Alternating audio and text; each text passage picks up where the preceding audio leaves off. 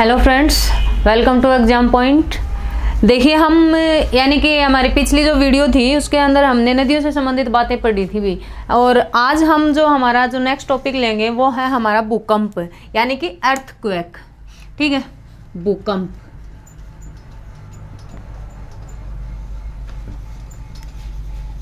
Earthquake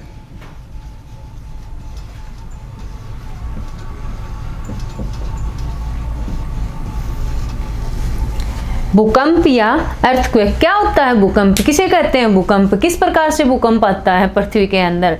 तो यानी कि सबसे पहले तो भूकंप यानी कि क्या होना, भू पृथ्वी कंप यानी कि हिलना। ठीक है, पृथ्वी का क्या होना, हिलना, क्या कहलाता है? भूकंप। किस कारण से पृथ्वी हिलती है? क्या ऐसी क्या वजह होती है जिसकी वजह से क्या है, हमारी पृथ्वी हिलना शुरू हो जाती है? तो पृथ्वी के अंदर किसकी वजह से? पृथ्वी के अंदर मान लो यानी कि कोई भी आंतरिक हलचल, ठीक है, किसकी वजह से? आंतरिक हलचल की वजह से। आंतरिक हलचल बोले तो यानी कि जैसे मान लो पृथ्वी के अंदर क्या आ गई, यानी कि कोई खुदाई वगैरह की हमने, और पृथ्वी अपना संतुलन बनाने के लिए क्या है, यानी कि उस वजह से पृथ्वी के अंदर क्या हो जाता है, कंपन आ जाता है। या फिर क्या है, यानी कि प्लेट विवर्तनिकी, यानी कि प्लेटें क्या होती हैं, एक दूसरे की तरफ या तो किसी आकर्षित होती हैं या एक दूसरे से दूर जाती हैं। उस टाइम पर भी पृथ्वी अपना संतुलन बनाती है, तो पृथ्वी क्या होती है, हिलती है। ठीक है, और इसी यानी कि जैसे कि कोई ज्वालामुखी फटता है, ज्वालामुखी जब फटता है तो क्या है, यानी कि जब लावा या मैग्मा या फिर कोई भी चीज़ मतलब अवशिष्ट पदार्थ होते हैं ज्वालामुखी से, तो वो जब बाहर निकलते हैं तो उस टाइम पर भी क्या होती है, हमारी पृथ्वी यानी कि पृथ्वी के अंदर जो दरार आती है, और उससे उसको क्या करने के लिए, संतुलित करने के लिए पृथ्वी क्या है, कंपन पैदा होता है। तो यानी कि किसकी वजह से भूकंप आता है? भूकंप आते हैं किसके? पृथ्वी के अंदर आंतरिक हलचल की वजह से। ठीक है, आंतरिक हलचल की वजह से। और आंतरिक हलचल है कौन कौन सी, किस किस के कारण से? एक तो बात होती है कौन सी, यानी कि प्लेट विवर्तनिकी, प्लेट विवर्तनिकी, प्लेट विवर्तनिकी या प्लेट टेक्टोनिकी की वजह से। या फिर हम भूकंप आते हैं किसकी वजह से, यानी कि कोई खुदाई वगैरह करते हैं, खुदाई या खनन वगैरह करते हैं, इस वजह से खनन करते हैं। ठीक है ना, यानी कि हम पृथ्वी की क्या है, पृथ्वी की गहराई से खुदाई करते हैं, तो उस टाइम पर क्या होता है, यानी कि पृथ्वी अपना संतुलन बनाती है, तो उस टाइम पर भी क्या होता है, पृथ्वी में कंपन पैदा होता है। इसी तरह से तीसरा मान लो, यानी कि कैसे, जब ज्वालामुखी फटता है, ज्वालामुखी विस्फोट की वजह से, ज्वालामुखी विस्फोट, इसकी वजह से भी क्या है, यानी कि फटता है तो दरार वगैरह पैदा हो जाती हैं, और उन दरारों की वजह से क्या है, जब लावा या मैग्मा बाहर निकलता है तो पृथ्वी अपना संतुलन बनाने के लिए क्या करती है, कंपन पैदा होता है उस टाइम पर। तो इन तीन वजहों से क्या है, यानी कि भूकंप उत्पन्न होता है। किसके कारण से? प्लेट विवर्तनिकी की वजह से, दूसरा खुदाई या खनन की वजह से, और तीसरा कौन सा, ज्वालामुखी विस्फोट की वजह से। अब यानी कि जो भूकंप है वो भूकंप कैसे, कहाँ पर, किस प्रकार से, क्या निकलता है जब भूकंप आता है? तो जब यानी कि मान लो कोई भी भूकंप आता है उस टाइम पर तीन प्रकार की तरंग निकलती हैं भाई। ठीक है, कितने प्रकार की तरंग निकलती हैं? तीन प्रकार की। तीन प्रकार की तरंग कौन कौन सी हैं? तीन प्रकार की तरंग आती हैं पी, जिनको किसके नाम से? एक तो है कौन सी तरंग, पी तरंग, दूसरी है कौन सी, अस तरंग, और तीसरी आती है कौन सी, अल तरंग। ये तीन प्रकार की तरंग निकलती हैं किससे, यानी कि जब भूकंप आता है उस टाइम पर। अब मान लो जैसे कि ये है, यानी कि ये कोई स्थान है, यहाँ से मान लो किसी कारण से यानी कि कोई भी ज्वालामुखी विस्फोट हो गया, या किसी ने कोई खुदाई वगैरह कर दी, या फिर यानी कि प्लेटें क्या है, एक दूसरे से दूर होना शुरू हो गई, तो उस टाइम पर क्या है, यानी कि इस स्थान पर मान लो भूकंप आ गया, पृथ्वी के अंदर कंपन हुआ। तो जहाँ जिस भी बिंदु के ऊपर या जिस स्थान से भूकंप उत्पन्न होता है उस स्थान को क्या कहते हैं? तो ये वाला जो स्थान है ना, ये जिससे जहाँ से भूकंप उत्पन्न हुआ, तो उस स्थान को बोला जाता है क्या, केंद्र। ठीक है, क्या कहते हैं इसे, केंद्र या सेंटर। क्या कहा जाता है इसे? केंद्र या सेंटर कहा जाता है। यानी कि जहां से, या फिर इसी का ही एक और नाम आता है, और वो आता है क्या, अवकेंद्र। क्या कहते हैं इसे? अवकेंद्र कहते हैं। यानी कि जिस स्थान से भूकंप उत्पन्न हुआ उस स्थान को क्या कहते हैं?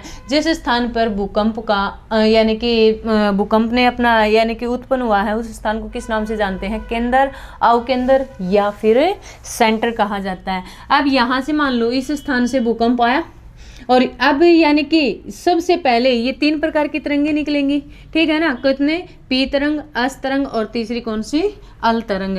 अब इस स्थान से तीनों तरंगे निकलती हैं भाई, तो यानी कि ये वाला जो स्थान है यहाँ से तरंग निकल करके धरातल के ऊपर, ठीक है ना, धरातल के ऊपर कौन सा भाग है, ये वाला भाग या कोई भी भाग जहाँ पर कौन सी तरंग, जहाँ पर भूकंप की तरंगे सबसे पहले पहुँचती हैं। धरातल का वह बिंदु जहाँ पर भूकंपीय तरंगे सबसे पहले पहुँचती हैं उस भाग को क्या कहते हैं, इस स्थान को क्या कहते हैं, तो इस स्थान को बोला जाता है अधिकेंद्र। क्या कहते हैं इसे, अधिकेंद्र या एपिसेंटर कहा जाता है। क्या कहते हैं, अधिकेंद्र या एपिसेंटर। अब ये अधिकेंद्र कहाँ बनेगा, जैसे मान लो ये है हमारी पृथ्वी, ठीक है, यानी कि ये पृथ्वी का भाग है। अब मान लो इस स्थान से भूकंप आना शुरू हो गया, यहाँ से भूकंप उत्पन्न हुआ किसी भी वजह से, अब यहाँ से तरंगे निकली तीनों प्रकार की, है ना, तो ये जो तरंग है ना, यानी कि धरातल के ऊपर कौन सा भाग है, धरातल के ऊपर ये वाला स्थान, ठीक है, जहां पर सबसे पहले तरंग पहुंची उस स्थान को क्या कहेंगे, अधिकेंद्र बोलेंगे। लेकिन ये अधिकेंद्र है ना, ये अधिकेंद्र यहाँ बनेगा, कहाँ पर बनेगा, अधिकेंद्र, यानी कि केंद्र से अधिकेंद्र कितने डिग्री के कोण पर बनता है, या अधिकेंद्र केंद्र से कितने डिग्री का कोण बनाता है, तो ये अधिकेंद्र इसके ठीक स्ट्रेट लाइन पे होता है भाई, बिल्कुल सीधी लाइन में होता है, और कितने डिग्री का कोण बनता है, ऐसे है ना, ये मान लो ये वाला स्थान है और यहाँ पर अधिकेंद्र है, तो ये कितने डिग्री का कोण बना, तो ये कोण बनाता है कितने डिग्री का, 90 डिग्री का कोण बनाता है। रेक्टेंगल बना, यानी कि कितने डिग्री का बनता है, यहाँ पर 90 डिग्री का कोण बनता है। तो ये पेपर में पूछा गया था भाई, आगे भी आ सकता है, ये ध्यान रखना, आया हुआ क्वेश्चन है ये कि अधिकेंद्र केंद्र से कितने डिग्री पर होता है, अधिकेंद्र केंद्र से स्ट्रेट लाइन पर होता है कितने डिग्री, 90 डिग्री पर, कितने डिग्री पर होता है, 90 डिग्री पर, या अधिकेंद्र केंद्र के साथ कितने डिग्री का कोण बनाता है, तो कितने डिग्री का कोण बनाता है, ये 90 डिग्री का कोण बनाता है, ठीक है, कितने डिग्री का बनाता है, 90 डिग्री का बनाता है। तो ये एक तो ये बात ध्यान रखनी है। अब एक क्वेश्चन और भी बनता है यहाँ पर, यानी कि जो भूकंप है पृथ्वी के अंदर लगभग कितनी गहराई से शुरू हो जाते हैं भूकंप, कितने यानी कि किलोमीटर की गहराई से भूकंप आने शुरू होते हैं। तो भूकंप आते हैं पृथ्वी के अंदर लगभग कितने किलोमीटर की गहराई से शुरू हो जाते हैं भाई, लगभग हो जाते हैं कितना, 75 किलोमीटर की गहराई। कितने किलोमीटर की गहराई से शुरू हो जाते हैं, 75 किलोमीटर की गहराई से शुरू हो जाते हैं। भूकंप जब आता है तो कितने प्रकार की तरंग निकलती हैं, 3 प्रकार की तरंग निकलती है। 3 प्रकार की तरंग कौन कौन सी निकलती हैं, पी तरंग, अस तरंग और अल तरंग, ठीक है, कौन कौन सी है, पी, अस और अल तरंग। अब देखो ये है हमारी पृथ्वी, पृथ्वी की कितनी लेयर होती हैं, यानी कि अर्थ की लेयर है कितनी, 3, कितनी लेयर है, 3, कौन कौन सी, ये वाला भाग क्या कहलाता है, क्रस्ट कहलाता है, ये वाला भाग क्या कहलाता है, मेटल कहलाता है, और ये वाला भाग क्या कहलाता है, क्रोड या कोर कहलाता है, ठीक है। अब यानी कि जैसे मान लो ये वाला स्थान है यहाँ पर, ठीक है, यहाँ से कितना, यानी कि यहाँ पर कोई भूकंप आया, ठीक है, किसी भी वजह से कोई भूकंप शुरू हो गया और यहाँ से कितनी तरंगे निकलना शुरू हो गई, यहाँ से 3 प्रकार की तरंगे निकली, ठीक है। 3 प्रकार की तरंग कौन कौन सी हैं, 3 प्रकार की तरंग आती हैं, पी तरंग, और दूसरी है कौन सी, अस तरंग, और तीसरी आती है कौन सी, अल तरंग। तीसरे प्रकार की कौन सी, अल तरंग। यहाँ से क्या है, तीनों प्रकार की तरंगें निकली। तीनों प्रकार की तरंग कौन कौन सी, पी तरंग, अस तरंग और तीसरी कौन सी, अल तरंग, यहाँ से, ठीक है। अब यानी कि ये वाला स्थान था ना, ये वाला स्थान कौन सा बताया था, ये वाला स्थान अधिकेंद्र, कौन सा स्थान है, अधिकेंद्र। ये वाला स्थान क्या था, यानी कि केंद्र या अवकेंद्र, अवकेंद्र, अधिकेंद्र या अवकेंद्र। अब इसके बाद देखो, यानी कि ये तीनों प्रकार की तरंगें निकलती हैं। एक बार तीनों प्रकार की तरंगों की विशेषता देख लो, कौन सी की क्या विशेषता है। पी तरंग, ठीक है ना, पी तरंग को किसके नाम से जानते हैं, पी तरंग को कहा जाता है प्राथमिक तरंगें, ठीक है। पी तरंगें किसके नाम से जानी जाती हैं, इनको बोला जाता है प्राथमिक तरंगें। प्राथमिक तरंग बोल दो या प्राइमरी तरंग बोल दो, पी तरंग, प्राथमिक तरंग बोल दो, प्राइमरी तरंग बोल दो, एक ही बात है, ठीक है। यानी कि पी तरंगों को किसके नाम से जानते हैं, प्राइमरी तरंग भी कहते हैं और प्राथमिक तरंग भी कहते हैं। लेकिन ये क्या है, पी तरंग, पी तरंग तीनों माध्यमों से गुजर सकती है। 3 माध्यम कौन कौन से होते हैं, 3 माध्यम आते हैं, ठोस, द्रव और गैस। ठोस, द्रव और गैस। इन तीनों माध्यमों से गुजरने वाली तरंग कौन सी? तो इन तीनों माध्यमों से तरंग गुजरती है कौन सी? पी भी गुजरती है और कौन सी गुजरती है? अल तरंग भी गुजरती है। ठीक है, यानी कि कौन कौन से माध्यम? ठोस तरंग से, द्रव और कौन सा? गैस के माध्यम से। पृथ्वी का कुछ भाग क्या है? गैसीय अवस्था में, कुछ भाग क्या है? तरल अवस्था में, और कुछ भाग क्या है? ठोस अवस्था के अंदर है। ये ध्यान रखना। तो इस प्रकार से यानी कि तीनों माध्यमों से गुजरने वाली तरंग कौन सी? पी तरंग। पी तरंग को किसके नाम से जानते हैं? पी तरंग को बोला जाता है प्राथमिक तरंग। किसके नाम से? प्राथमिक तरंग के नाम से भी जानते हैं। अब पी तरंग है, इनकी गति की बात करें तो इनकी गति कितनी है? और इनकी गति आती है कितनी? यानी कि 8 किलोमीटर पर सेकेंड। पी तरंग की गति की बात करें तो इसकी आती है कितनी? 8 किलोमीटर। और 8 किलोमीटर कितना? प्रति सेकंड। यानी कि 1 सेकंड के अंदर ये कितनी दूरी तय करती है? ये दूरी तय करती है 8 किलोमीटर की। तीनों माध्यमों से गुजर सकती हैं। 3 माध्यम कौन कौन से? 3 माध्यम ठोस, द्रव और गैस के माध्यम से। तीनों माध्यमों से जा सकती हैं ये। ठीक है, और किसको किसके नाम से जानते हैं? प्राथमिक तरंग कहते हैं। गति की बात करें तो गति क्या है इसकी? 8 किलोमीटर प्रति सेकंड। किसी भी स्थान पर सबसे पहले पहुंचने वाली तरंग, और किसी कोई भी स्थान है सबसे पहले कौन सी तरंग पहुंचेगी? सबसे पहले पहुंचती है ये पी तरंग, सबसे पहले पहुंचती है। किसी भी स्थान पर सबसे पहले जाती है। इससे क्या नहीं है? कोई भी नुकसान नहीं करती, किसी भी प्रकार का नुकसान नहीं होता, किसी भी प्रकार का नुकसान नहीं होता। मतलब क्या है? ये हानि नहीं पहुंचाती भाई, नुकसान नहीं होता है, किसी भी प्रकार का कोई नुकसान नहीं है। किसी भी स्थान पर सबसे पहले पहुंचेंगी, सबसे तेज गति से चलने वाली। ठीक है, किससे? कैसी है भाई? सबसे तेज गति से, सबसे तेज गति से चलने वाली तरंग, गति से चलने वाली तरंग। ठीक है, यानी कि पी तरंग है, प्राइमरी तरंग या प्राथमिक तरंग कहते हैं। गति की बात करें तो इसकी गति कितनी? 8 किलोमीटर प्रति सेकंड है। सबसे तेज गति से चलने वाली है। गति की बात करें तो 8 किलोमीटर प्रति सेकंड। किसी भी प्रकार का क्या है? किसी भी स्थान के ऊपर, ठीक है ना, कोई भी स्थान है उस स्थान पर क्या है? सबसे पहले पहुंचती है और किसी भी प्रकार का क्या नहीं करती? कोई नुकसान नहीं करती। मतलब क्या है कि कई बार तो हमें फील भी नहीं होता भी इस स्थान पर क्या है? कोई भूकंप आया था। तो यानी कि क्या है? इससे इन तरंगों से हमें कोई नुकसान नहीं होता है, लेकिन सबसे तेज गति से चलती हैं और सबसे क्या है? किसी भी स्थान पर सबसे पहले पहुंचती हैं, लेकिन कोई भी नुकसान नहीं करती हैं। गति की बात करें तो 8 किलोमीटर प्रति सेकंड। इसके बाद है दूसरी तरंग। ठीक है, कौन सी तरंग है? दूसरी तरंग। दूसरी तरंग कौन सी? अस तरंग। अस तरंग। अस तरंग को किसके नाम से जानते हैं? अस तरंग को द्वितीयक या सेकेंडरी तरंग भी कहते हैं भाई। द्वितीयक तरंग या सेकेंडरी तरंग, सेकेंडरी तरंग भी कहते हैं। द्वितीयक या सेकेंडरी तरंग के नाम से जानी जाती है। अच्छा, इसकी यानी कि गति की बात करें तो गति है इसकी कितनी? गति है 4 किलोमीटर प्रति सेकेंड। 4 किलोमीटर प्रति सेकेंड। किसी भी स्थान पर दूसरे नंबर पर पहुंचती है, दूसरे नंबर पर पहुंचती है। किसी भी स्थान पर दूसरे नंबर पर पहुंचती है। केवल एक माध्यम से गुजर सकती है, केवल एक माध्यम। और एक माध्यम कौन सा? केवल एक माध्यम कौन सा? ठोस माध्यम से, ठोस से गुजरती है। केवल एक माध्यम से गुजर सकती हैं।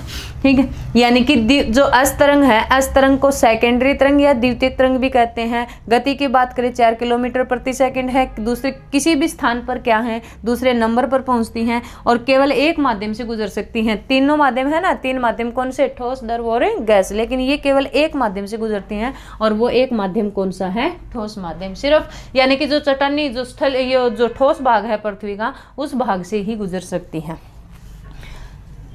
ठीक ठीक है। और इससे भी क्या है, इस यानी कि जो अस्तरंग है, अस्तरंग से क्या है, या अस्तरंग का हमें महसूस हो पाता है भी, यानी कि कोई भी जैसे मान लो कि भूकंप आया है ऐसा हमें फील होता है, लेकिन नुकसान इससे भी कुछ नहीं होता है, ठीक है, लेकिन बहुत कम नुकसान होता है, बहुत कम नुकसान, बहुत कम नुकसान होता है।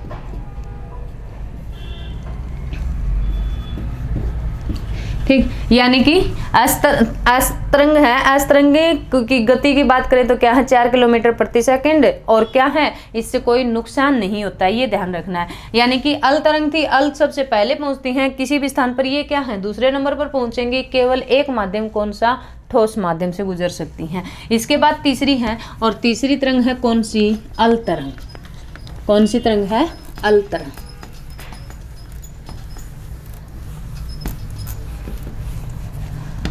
अल तरंग, अल तरंग की खोज, इसकी खोज की थी किसने, H.D. लव ने, H.D. लव ने। इस कारण से इस तरंग को किसके नाम से जानते हैं, इसको लव तरंग भी कहा जाता है, लव तरंग कहते हैं भाई। इसी को ही क्या बोलते हैं, धरातलीय तरंग कहते हैं, धरातलीय, धरातलीय तरंग।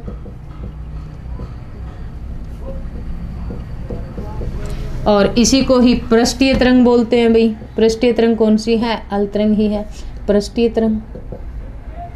और इसी को ही लौंग तरंग भी कहते हैं, लौंग तरंग। ये यानी कि इसके क्या है, उपनाम है। खोज किसने की थी, H.D. लव ने खोज की थी, इस कारण से इसको क्या कहा जाता है, इस कारण से इसको बोला जाता है लव तरंग, ठीक है। इनकी गति की बात करें अल तरंग की, अल तरंग की गति है कितनी, यानी कि इसकी गति आती है 1.5 किलोमीटर से लेकर के, ठीक है, 1.5 से लेकर के 3 किलोमीटर प्रति सेकंड। यानी कि कितनी गति, ये 1.5 किलोमीटर, 1 सेकंड में 1.5 किलोमीटर की दूरी भी तय कर सकती हैं, 2 भी कर सकती हैं, 2.5 भी कर सकती हैं और 3 भी कर सकती हैं। 1.5 से लेकर के 3 किलोमीटर प्रति सेकंड इनकी क्या है, गति है। किसी भी स्थान पर क्या है ये, किसी भी स्थान पर, किसी भी स्थान पर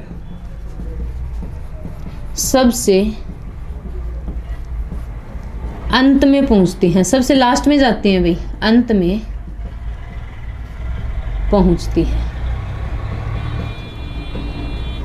किसी भी स्थान पर क्या है, सबसे अंत में पहुंचती हैं और सबसे ज्यादा नुकसान करती हैं, सबसे ज्यादा हानि होती है।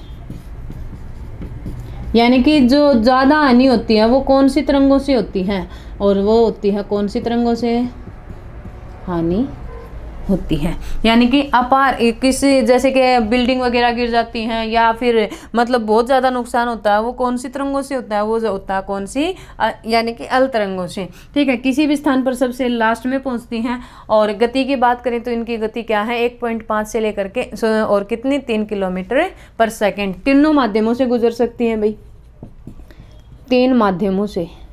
तीनों माध्यम कौन कौन से हैं, ठोस, द्रव और गैस, तीनों माध्यमों से गुजर सकती है। इसी कारण से क्या है, पृथ्वी का जो आंतरिक भाग है ना, जो क्रोड वाला एरिया है, वो क्या है, द्रव या तरल अवस्था में है, और उस माध्यम से कौन सी तरंग गुजरती है, पृथ्वी के कोर से या क्रोड से, और पृथ्वी के कोर से गुजरने वाली तरंग कौन सी है, अल तरंग है। तो ये विशेषताएं थी, कौन सी तरंग है कि उसकी क्या विशेषता है। यानी कि अल तरंग है, अल तरंग को किसके नाम से जानते हैं, अस तरंग को किस नाम से जानते हैं, और इनकी गति है वो कितनी है, कौन से माध्यम से ये गुजर सकती है। अब देखो, जैसे ये है पृथ्वी, ये पृथ्वी की 3 परत, 3 परत कौन कौन सी, क्रस्ट, ठीक है, ये है क्रस्ट, जिसको क्या बोलते हैं, भूपर पट्टी कहते हैं, क्रस्ट, भूपर पट्टी। और ये वाला भाग क्या है, मेटल, और ये वाला भाग क्या है, क्रोड, क्रोड या कोर या निफे, ठीक है। अब देखो, यानी कि मान लो इस स्थान के ऊपर, ठीक है, ये वाला स्थान है, इस स्थान पर कितने 75 किलोमीटर की गहराई से मान लो कोई भूकंप आ गया, कोई भी आंतरिक हलचल की वजह से। अब ये वाला भाग क्या कहलाएगा, ये वाला भाग कहलाएगा केंद्र, यानी कि क्या कहलाएगा, सेंटर कहलाएगा, या इसी का ही क्या नाम आएगा, अवकेंद्र। अब जैसे ही यहाँ से भूकंप की तरंगें निकलने के बाद तीनों प्रकार की तरंगें निकली भाई। यहाँ से पी तरंग निकली, अस तरंग निकली, और कौन सी, यानी कि अल तरंग निकली। ठीक है, अब हमने अल तरंग के बारे में पढ़ा था कि अल तरंग है, अल तरंग तो किस प्रकार की तरंग है, अल तरंग धरातलीय तरंग है। गति कितनी है इसकी, बहुत धीरे धीरे चलने वाली, सबसे लास्ट में पहुंचती हैं किसी भी स्थान पर, और सबसे ज्यादा क्या करती हैं, ये नुकसान करती हैं। तो अल तरंग है, इनकी गति कम होने की वजह से क्या है, ये धरातल वाले एरिया तक ही सीमित रहती है। कौन से स्थान पर, धरातलीय भाग तक की क्या रह जाती है, सीमित रहती हैं, और धरातलीय भाग पर ही ये क्या है, मूव करती है ना, इसी वजह से क्या है, सबसे ज्यादा क्या करती हैं, यानी कि नुकसान करती है भाई। दो तरंग बच गई, कौन कौन सी, पी तरंग और अस तरंग। ये दोनों तरंगे क्या हैं, पृथ्वी के करोड़ यानी कि गहराई वाले भाग में जाती है। ठीक है, ये पृथ्वी के अंदर की तरफ जाना शुरू कर देती है इस प्रकार से। अब देखिए, यानी कि पृथ्वी का कौन सा भाग है, पृथ्वी का ये वाला भाग है ना, ये वाला भाग, ये हम है ना पृथ्वी की गति और पृथ्वी की आंतरिक संरचना पढ़ेंगे, उसमें आपको अच्छे से समझ में आ जाएगा कि कौन सी परत है वो कहाँ तक की किलोमीटर की गहराई तक है। पृथ्वी का जो करोड़ ढक वाला एरिया है वो कितने किलोमीटर की गहराई तक का है।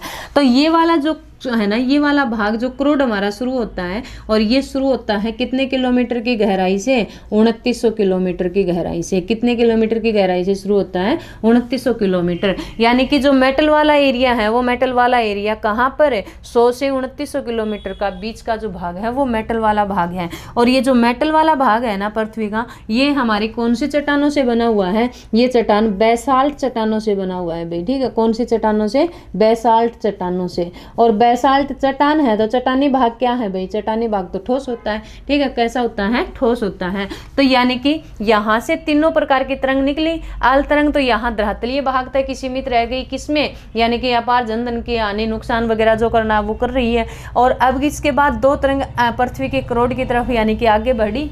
ठीक है, कौन कौन सी, पी और अस।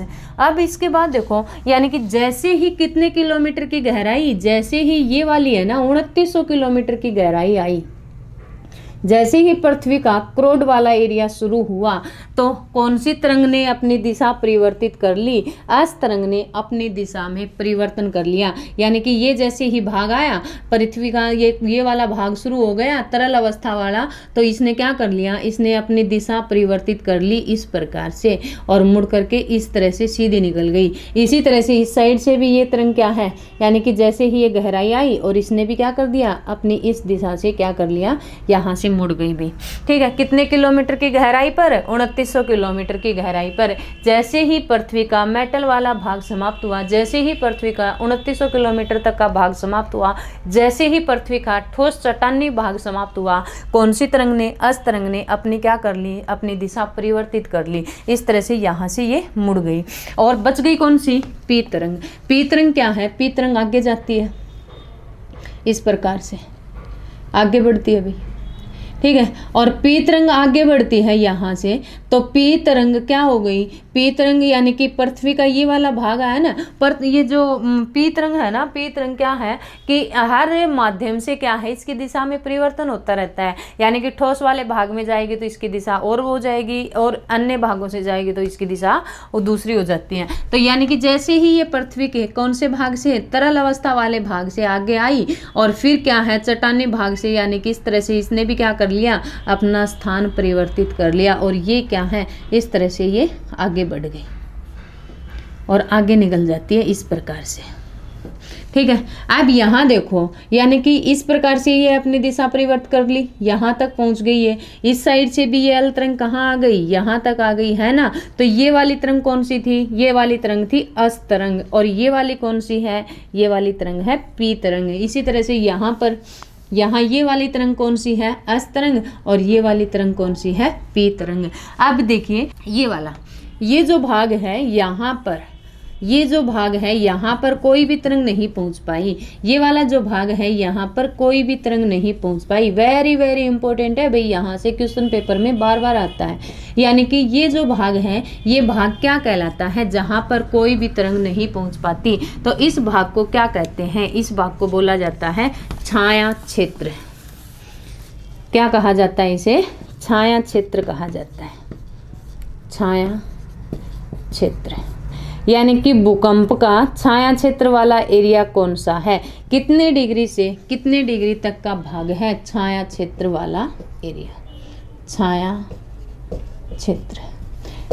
यानी कि पृथ्वी का ऐसा कौन सा भाग जहां पर कोई भी तरंग नहीं पहुंच पाती, उस भाग को क्या कहते हैं, उस भाग को बोला जाता है छाया क्षेत्र। ठीक है, भूकंप से छाया क्षेत्र पृथ्वी का कौन सा भाग बनता है, कितने डिग्री से कितने डिग्री के बीच का भाग है वो छाया क्षेत्र बनता है। तो ये वाला जो भाग है ना, ये कितने डिग्री से कितने डिग्री के बीच का भाग है, तो ये है हमारा कितना, यानी कि 143 से लेकर के 143 डिग्री से लेकर के कहाँ तक का, 105 डिग्री के बीच का एरिया, 143 से 105। और किसी किसी बुक में है ना आपको ये भी मिल जाएगा भाई 145 से लेकर के 145 डिग्री से लेकर के कहाँ 103 डिग्री तक। यानी कि 145 से 103 के बीच का जो भाग है ना, ये भाग क्या कहलाता है, ये भाग कहलाता है छाया क्षेत्र।